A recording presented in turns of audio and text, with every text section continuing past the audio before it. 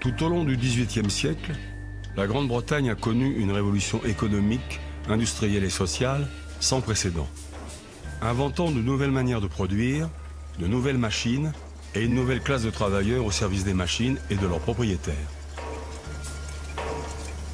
Exploités, sous-payés, privés du droit d'association, du droit de grève et du droit de vote, ils sont des centaines de milliers de femmes et d'hommes ne possédant rien d'autre que la force de leurs bras et leur volonté d'être reconnus comme des êtres humains à part entière.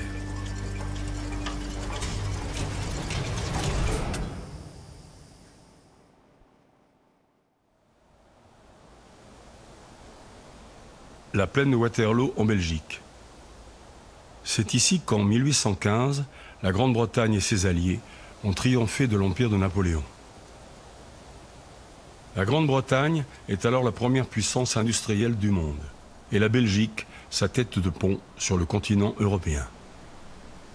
Symbole de cette entente, le lion de 26 tonnes de fonte qui couronne la pyramide a été coulé dans une aciérie belge fondée par un Anglais à Seraing, près de Liège.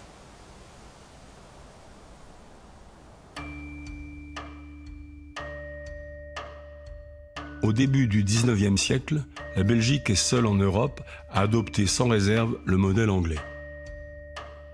Les deux pays ont en commun leur libéralisme économique qui favorise le développement des grandes entreprises employant plusieurs milliers d'ouvriers, ce qui en France et en Allemagne reste encore l'absolue exception.